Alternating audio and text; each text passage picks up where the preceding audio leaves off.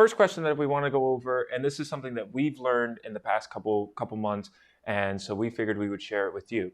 Different CDNs require different or recommend different streaming resolutions and frame rates, and then also depending on what kind of compression method you're using, what bit rate you should use. Now, the big streaming platforms that we stream to are Facebook, Instagram, YouTube, and we also sometimes will stream to another platform called Digital Joy. But that one's a little bit more niche. So we're going to focus on Facebook, Instagram, and YouTube. So for Facebook allows you to stream up to 1080 60p, and they recommend using H.264 compression, and at 1080 60p, they recommend between 4.5 to 9 megabytes per second for your bit rate. Now that's what you put into your encoder. The thing that you want to keep in mind is you want to give yourself at least 20% overhead for your upload speed, for your bandwidth. So if they're recommending, we'll say 9 megabytes per second, you want to make sure that your upload speed is at least, 11 or so megabytes per second. Now, for most people, that's not a problem. But if you're in a house of worship or you're in an office building where, there's a lot of people that are on the network, you want to make sure that you have that overhead, especially if you're going to go to a platform like YouTube and you want to use 4K. So YouTube can go all the way up to 8K, but the recommended specs on YouTube are either 4K 60 or 1080 60. Now, YouTube actually has recommendations for both H.265 or HEVC compression and H.264 compression. Now, as you can see, with when using H.265 compression, you can get away with 10 megabytes per second again. But if you're using H.264 compression and you want to shoot at 4K 60 to YouTube, you need to have 35 megabytes per second for your bit rate, and then also, probably 40 or 45 megabytes per second for your upload speed. So that's another thing that you want to take into consideration as to just because all of your equipment can handle, 4K 60, can your network handle 4K 60? And then this is kind of where we come into, we learn something and that we feel like we should, pass on to you.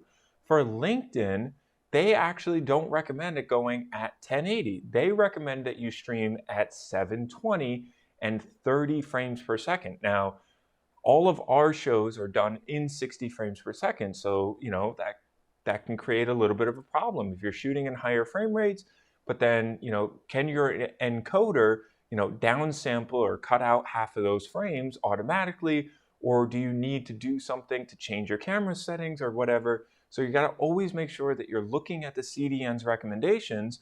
And for the longest time, we were streaming at 1080 60 to LinkedIn, and it kept, getting bogged down, or we would get dropped frames or things like that. So we finally reached out directly to LinkedIn, and they said, yeah, we actually recommend 720 30. And then same thing, H.264 compression, 3.5 to 6 megabytes per second. Ever since that we switched over to 720 30p on LinkedIn, we haven't experienced any issues. So that's just something that we wanted to pass along to you guys. And then these are all the official recommended specs from Facebook, YouTube, and LinkedIn. Now, what settings do we use for our streams? So as you know, we've done a ton of shows where we explain what we're using in our studio, and as you might know, we use a TriCaster TC1 Pro. Now the TC1 Pro is a very nice switcher, and it actually has the ability to stream to multiple destinations simultaneously. As a matter of fact, you can stream up to 3 destinations simultaneously. However, just because a system can do that, we always talk about if you can offload some of the data, it's probably a good idea to do that so you don't overload your system. So when we stream to Facebook and YouTube, because both streams are going to be using 1080 60p streams, we don't stream in 4K, we know that we can use the same H.265 compression, and we know that we can use that same, between 5 and 9 megabytes per second. We usually go around 7.5 megabytes per second.